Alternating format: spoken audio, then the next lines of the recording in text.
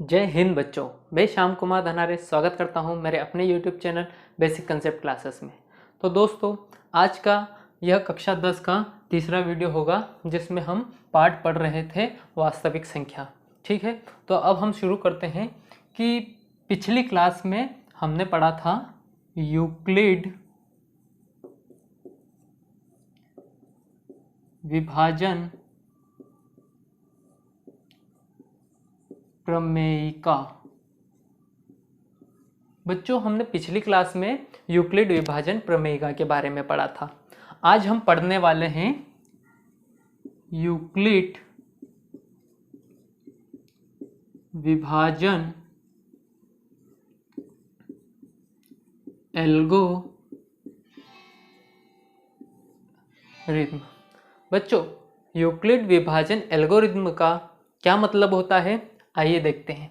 सबसे पहले हमने पिछली क्लास में देखा था कि यूक्लिड विभाजन प्रमेय क्या होता है। तो उसका सूत्र हमने देखा था कि a एक बराबर बी क्यू धन आर होता था। ठीक है, आर होता था जहाँ जो आर है वो तो बी से छोटा होता था, परंतु जो आर है वो शून्य से बड़ा या बराबर होता था। ठीक है, अब यूक्लिड विभाजन एल्गोरिदम क्या होता है इसके बारे में आज हमको पढ़ना है। तो देखो, कुछ नहीं होता है, यूक्लिड विभाजन प्रमेय का ही यूक्लिड विभाजन एल्गोरिदम कहलाता है। अब सर, ये वास्तव में होता क्या है, आपके मन में प्रश्न उठ रहा होगा। तो आइए हम सबसे पहले समझते हैं कि यूक्लिड विभाजन एल्गोरिदम क्या है। तो ये पढ़ने से पहले सबसे पहले हमको समझना है कि एल्गोरिदम क्या होता है। ठीक है, अगर एल्गोरिदम की बात करूं तो ये कंप्यूटर में भी इसका उपयोग होता है। इसका मतलब क्या है कि हमको स्टेप बाय स्टेप, जैसे हमारी सीढ़ियां होती है उसी तरीके से स्टेप बाय स्टेप हम किसी भी प्रॉब्लम अर्थात प्रश्न को हल करने के लिए उसका उपयोग करते हैं। ठीक है, तो इसकी मैं परिभाषा लिखता हूं। यह एक सुपरिभाषित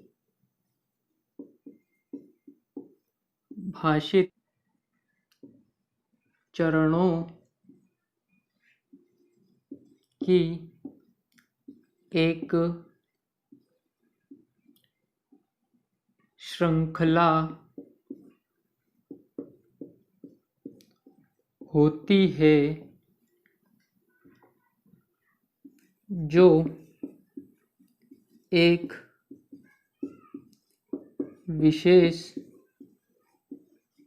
प्रकार की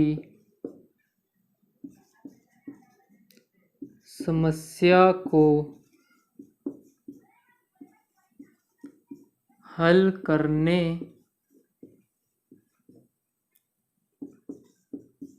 के लिए एक प्रक्रिया या विधि होती है। तो बच्चों, हमने इसकी परिभाषा देख ली है। आइए अब इसको समझते हैं कि वास्तव में ये है क्या।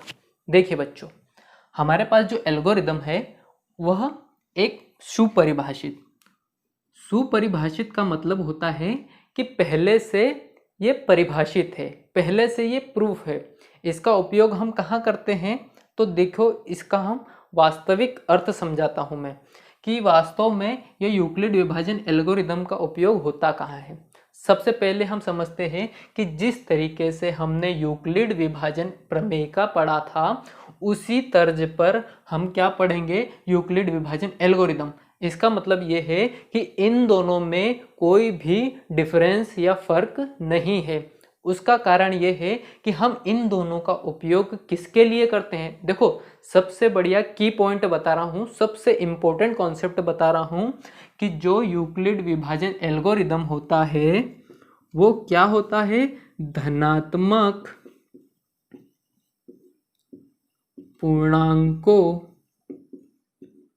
का HCF ज्ञात करने के लिए होता है। ठीक है, सबसे इम्पोर्टेंट पॉइंट ये है कि हमारे पास इनका उपयोग सिर्फ और सिर्फ धनात्मक पूर्णांकों के किसके लिए उपयोग होता है? एचसीएफ ज्ञात करने के लिए। अब ये एचसीएफ होता क्या है, वास्तव में एल्गोरिदम लिखते क्या है, कैसे लिखते हैं, आओ हम आगे चल के पढ़ते हैं। ठीक है, आप जब तक इसको उतार लीजिए। आइए दोस्तों, अब हम समझते हैं यूक्लिड विभाजन एल्गोरिदम आखिर होता क्या है और इसका उपयोग कहाँ होता है। ठीक है बच्चों, हमारे जो एग्ज़ाम है उसमें इससे 100% 2 नंबर का सवाल आता है।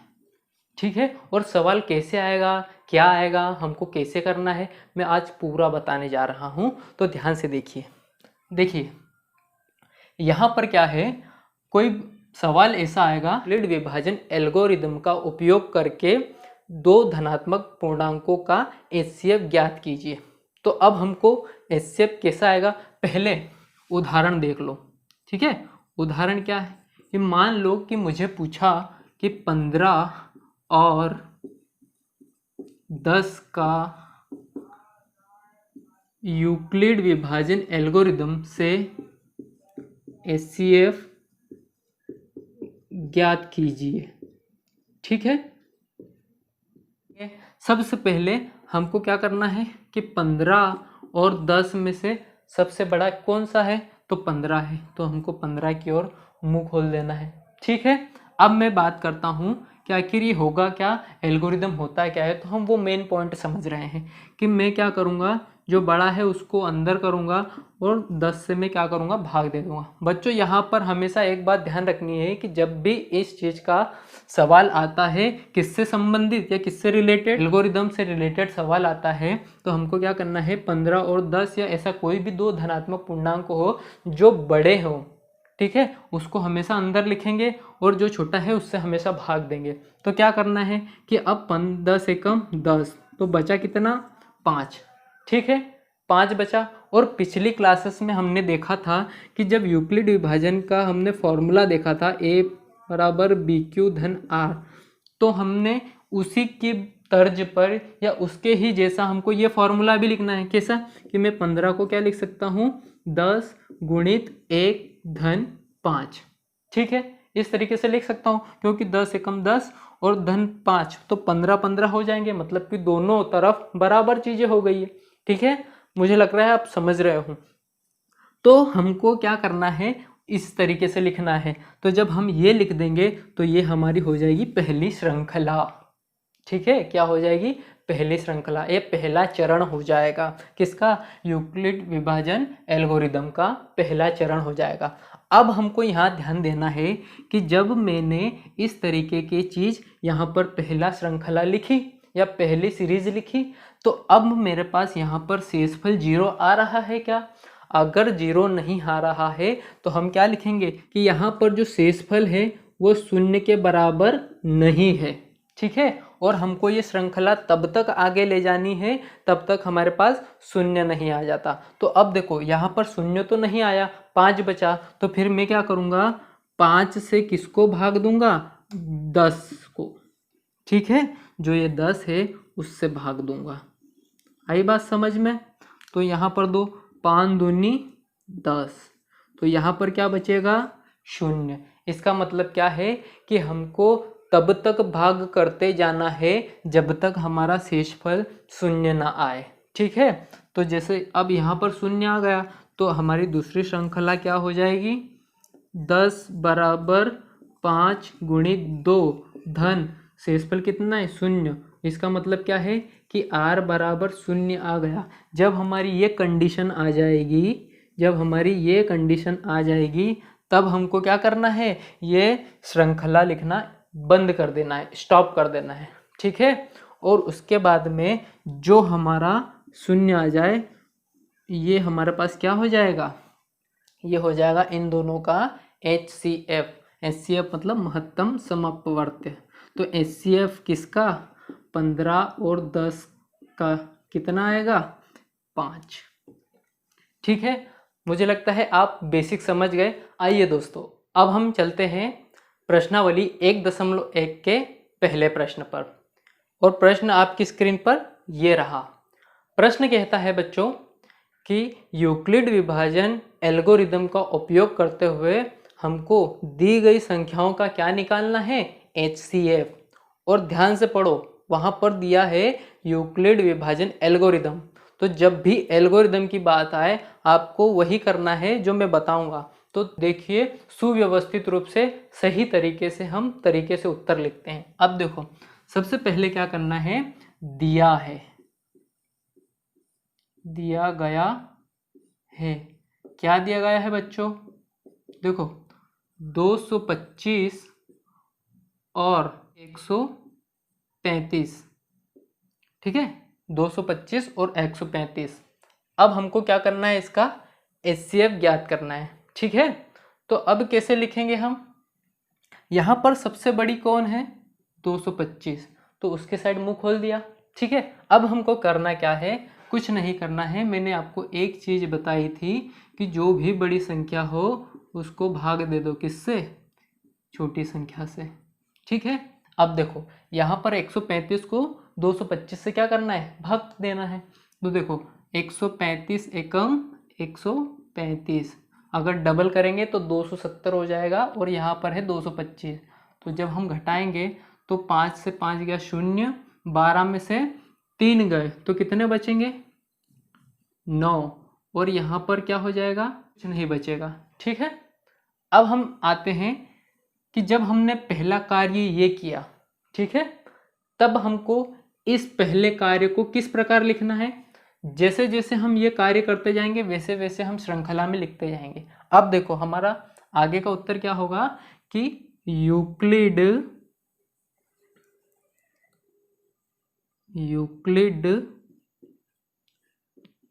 विभाजन एल्गोरिदम से। तो देखो जब भी यूक्लिड विभाजन एल्गोरिदम का बात बोले हमको सबसे पहले यूक्लिड विभाजन प्रमेयिका का सूत्र लिखना है।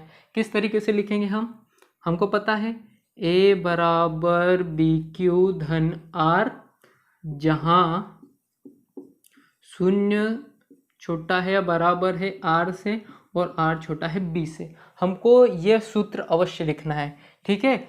ये सूत्र लिखने के बाद में अब हम पहली स्टेप कैसे लिखेंगे, पहली श्रृंखला कैसे लिखेंगे। पहला है, अब देखो 225 को हम किस तरीके से लिख सकते हैं, 135 गुणित 1 धन 90। इसका तात्पर्य क्या है, इसका मतलब क्या है कि जब हमने 135 को 225 से भाग दिया तो उसका भागफल आया 1 और शेषफल आया 90। और हमारा उद्देश्य क्या है कि जब तक हमारा शेषफल 0 नहीं आता, 0 नहीं आता, तब तक हमको स्टेप लिखते जाना है। तो ये तो पहली स्टेप हो गई, तो ये हमने पहली स्टेप लिख दी और यहाँ पर लिखा कि R है वो 0 के बराबर नहीं है, ठीक है। तो अब हम अगली स्टेप में क्या करेंगे, अब हमारी आएगी दूसरी स्टेप। तो हम क्या करेंगे, जो हमारा शेषफल है उससे हम किसको भाग देंगे, 135 को, ठीक है। 135 को हमने क्या, जो भाजक है उससे हमको क्या करना है, भाग देना है। अब देखो 90 दूनू, तो 2 बार लेंगे तो 180 हो जाएगा, तो 90 एकम 90। तो यहाँ से जब घटाएंगे तो बचेगा कितना, 45 बचेगा बच्चों, ठीक है। तो ये अब हमारा दूसरी श्रृंखला हो गई। तो अब इसको हम दूसरी श्रृंखला को यहाँ लिख देते हैं कि अंदर क्या है, 135, और 135 को कैसे लिखना है, 90 गुणित 1, 90 गुणित 1, और धन शेषफल कितना है, 45। इसका मतलब ये है कि शेषफल अभी भी 0 नहीं आया है। और हमारा उद्देश्य क्या है, जब तक शेषफल 0 ना आए तब तक हमको स्टेप्स श्रृंखला लिखती रहना है, ठीक है। अब क्या करेंगे कि यहाँ पर तो दूसरी बार में भी 0 नहीं आया, तो अब हम क्या करेंगे, 45 से किसको भाग देंगे, 90 को, ठीक है। ये 90 को भाग दिया। अब 45 दोनों हो जाता है 90, इसका मतलब क्या है कि यहाँ पर आ गया हमारा 0। तो इसका मतलब यहाँ पर हमारी स्टेप हो गई ख़त्म। तो तीसरी स्टेप हम लिख देते हैं। तीसरी स्टेप क्या लिखेंगे कि जो हमारा 90 है उसको कैसे लिख सकता हूँ, 45 गुणित भागफल 2 धन शेषफल कितना आया 0। तो अब हम यहाँ लिख सकते हैं कि जो r है वो 0 के बराबर है। r मतलब शेषफल 0 के बराबर है। तो जब हमारा शेषफल 0 आ जाता है तो क्या हो जाता है कि जो हमने भाग दिया जिससे ये जो भाजक है ये हमारा हो जाएगा क्या, HCF। तो हम यहाँ लिख देंगे इसलिए HCF होगा किसका, 225 और 135 का क्या हो जाएगा 45। ठीक है, तो ये बन जाएगा हमारा उत्तर। ठीक है, और जब आप इस प्रकार से करके आओगे तो आपको पूरे 2 या 3 नंबर मिल जाएंगे स्टेप बाय स्टेप। ठीक है, तो आप इसका स्क्रीनशॉट ले लीजिए। देखो बच्चों, अब हम पहले प्रश्न के दूसरे भाग पर चलते हैं जो आपकी स्क्रीन पर ये रहा। अब हमारा सवाल क्या कहता है कि हमारे पास 38,220 है और 196 है। इन दोनों का हमने क्या निकालना है, HCF निकालना है। तो उसके लिए भी सेम प्रक्रिया या प्रोसीजर रहेगी जो हमने पिछले क्वेश्चन में किया है। बस हमको भाग सही तरीके से देना आना चाहिए, डिवाइड सही तरीके से करना आना चाहिए। अब देखो, अगर इतनी बड़ी संख्या आ जाए तो हमको भाग कैसे करना है। देखो कि जो बड़ी संख्या है उसको हमेशा लिखना है अंदर 38,220 और किससे भाग देना है 196 से। तो इसको करने का तरीका देखो, सबसे पहले हमको यहाँ कितनी संख्या दिख रही है, 3 अंक दिख रहे हैं, तो हमने यहाँ पर 3 ले लिया। अब क्या आएगा 196 एकम 196। ठीक है, इसको घटाएंगे, 12 में से 6 गए 6 बचेंगे और 17 में से 9 गए तो 8 बचेंगे और यहाँ से 1 बचेगा। तो 186 आ गया हमारे पास। अब देखो मैं क्या करता हूँ, ये 2 है इसको मैं उतारता हूँ नीचे। ठीक है, इसको 2 को नीचे लाता हूँ तो मैंने यहाँ पर लिख दिया 162। बच्चों ध्यान रखना कि जब तक हमारा आखिरी अंक तक हम भाग नहीं दे लेते तब तक ये हमारी पहली स्टेप ही होगी। ठीक है, ऐसा नहीं होगा क्योंकि हमारे पास क्या है, संख्या बहुत बड़ी है और दूसरी संख्या बहुत छोटी है। तो भाग किस तरीके से करना है आपको वो ध्यान देना है। ठीक है, अब देखो यहाँ पर क्या आएगा कि हमारे पास 1862 है। ठीक है, अब 1862 में को 196 से भाग देना है तो कितनी बार जाएगा, अगर मैं 196 को गुणा करूं 9 से, क्योंकि अगर 10 से गुणा करूंगा तो 1960 हो जाएगा और 1960 ज़्यादा हो जाएगा। तो स्वाभाविक सी बात है कि मुझे 1 से कम करना पड़ेगा, तो मुझे 9 से भाग दे रहा हूँ। तो जब मैं 9 से भाग दूंगा हमारे पास यहाँ कितना आएगा 1764। तो मैं क्या करूँगा कि 1764 इसमें से घटा दूंगा तो मेरे पास जब 12 में से 4 जाएंगे तो कितने बचेंगे 8 और यहाँ पर 15 में से 6 जाएंगे तो कितने बचेंगे 9 और बाकी ये हो जाएंगे 0। अब हमारे पास कितना बचा 98। अब बच्चों ध्यान रखिएगा कि जो ये 0 है ये अभी भी पूरा कंप्लीट नहीं हुआ, ये बचा है तो इसको मैं उतारूंगा नीचे। ठीक है, तब बनेगा क्या 980। ठीक है, तो 980 बनने के बाद में मैं चेक करता हूँ कि अगर मैं 196 को किससे भाग दूंगा 5 से तो कितना आएगा 980। तो जो हमने ये 9 था यहाँ लिख देना है 9 और ये कितने बार में आएगा 5 बार में, क्या आएगा 980। इसका मतलब है कि पूरा हमारा कंप्लीट यहाँ पर अब 0 आया। इसका मतलब क्या है कि इसमें सिर्फ एक ही स्टेप लिखना है। क्या लिखना है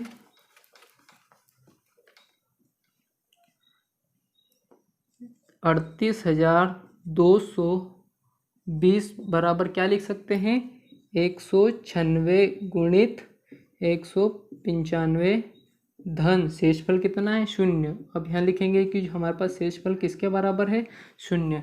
तो हम कह सकते हैं कि जो 196 है ये क्या है, HCF है, इसलिए हम यहाँ क्या लिख सकते हैं, इसलिए HCF होगा किसका, 38,220 और 196 का कितना होगा HCF, 195, हाँ 196 का HCF होगा 196।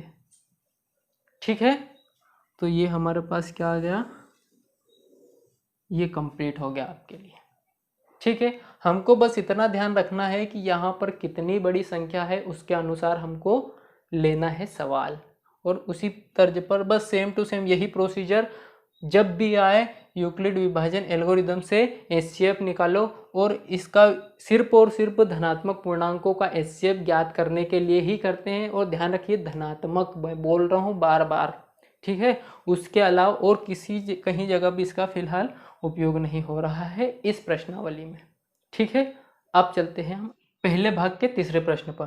तो देखो 867 और 255 में हमको क्या करना है, दोनों का HCF ज्ञात करना है। तो सबसे पहले इन दोनों में से बड़ा कौन है, स्वाभाविक सी बात है ये है, तो इसके साइड मुंह खोल दिया। अब हमको पूरा पता है, देखो इस टाइप के हर सवाल में यही प्रोसीजर अपनाना है। सबसे पहले दिया गया जो सवाल लिखना है, उसके बाद में जो बड़ा है उसके साइड मुंह खोल के इस तरीके से लिखना है, फिर उसके बाद में यूक्लिड विभाजन एल्गोरिदम से और ये फार्मूला लिखना है, जो हम स्टेप लिखते जाए 1 2 3 4, यही तो होता है एल्गोरिदम, बस यही करना है हमने। ठीक है, तो आओ आगे चलते हैं, और यहाँ पर क्या करते हैं, 867 को 255 से क्या करते हैं, भाग देते हैं। ठीक है, तो 867 को 255 से भाग दूंगा तो 3 बार में जाएगा।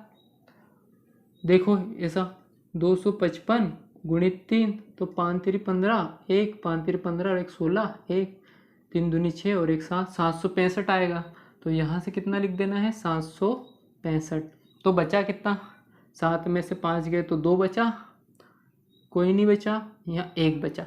इसका मतलब क्या है कि ये हमारा कंप्लीट भाग दे दिया हमने, इसीलिए अब हमारी ये हो गई पहली स्टेप। तो कुछ नहीं करना है हमारा, जो ये भैया कुछ नहीं, स्टेप मतलब एल्गोरिदम, सिंपल है, मैं बता देता हूँ। स्टेप क्या होता है, जो भी स्टेप लिख रहे हैं वो एल्गोरिदम होता है, बस इतना ध्यान रखना आपने। ठीक है, तो पहला स्टेप क्या है, ये 867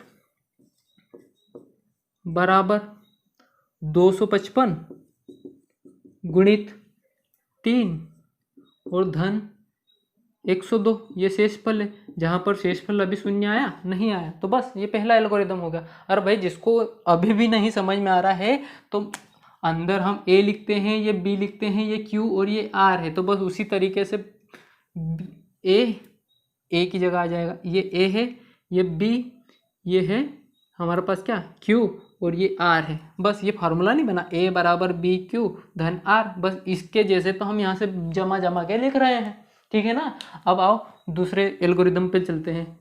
तो इसका मतलब क्या है कि हमको अब 102 से किसको भाग देना है, 255 को। ठीक है, 255 से भाग देना है। तो देखो कैसे देंगे, ये 2 बार में जाएगा, क्योंकि ज़्यादा हो 3 बार में ले लेंगे तो 300 हो जाएगा। तो कितना हो जाएगा, 204। तो इसमें से घटाएंगे 1 आएगा, यहाँ पर आएगा 5 और यहाँ पर कुछ नहीं आएगा। इसका मतलब शून्य, अभी भी शेषफल शून्य नहीं आया। तो बस ये दूसरा चरण लिख दो। दूसरा एल्गोरिदम क्या हो जाएगा, 255 बराबर 102 गुणित ये 2 धन शेषफल 51। तो यहाँ पर R किसके बराबर, शून्य के बराबर नहीं है। तो भैया जहाँ तक 0 नहीं मिल रहा और आगे चलो, क्या है यहाँ पर जगह नहीं है, मैं इधर लिख देता हूँ 51। अब किससे भाग देना है, 102 से। ठीक है, 51, 102 को किससे भाग देना है, 51 से। तो देखो 51 दूनी 102, इसका मतलब क्या, यहाँ 0 आ गया, बस हमारा एल्गोरिदम यहाँ ख़त्म हो जाएगा। तो तीसरी स्टेप लिख दो, यहाँ पर क्या लिखना है, तीसरी स्टेप लिख दी, 102 बराबर क्या लिखेंगे, 51 गुणित 2 धन शेषफल कितना है, 0, और यहाँ पर शेषफल आ गया हमारे पास 0। ठीक है, तो इसका मतलब क्या है कि जो हमारा 51 है वो क्या आ जाएगा HCF। भैया जहाँ 0 आए वो किससे भाग दिया उसको देख लो, बस वो हमारा हो जाएगा HCF। तो यहाँ देख लो, इसलिए हम लिख सकते हैं कि जो HCF होगा किसका भैया, 867 का और 225 का, 255 का, सॉरी 255 का कितना हो जाएगा, 51। ठीक है, तो ये हमारा हो गया उत्तर। तो दोस्तों आज के लिए बस इतना ही। अगर वीडियो अच्छा लगा लाइक कीजिए, अपने दोस्तों में शेयर कीजिए, और हाँ मेरे चैनल को सब्सक्राइब करना ना भूलें। तो आइए मिलते हैं हम अगली क्लास में। ठीक है, जय हिंद।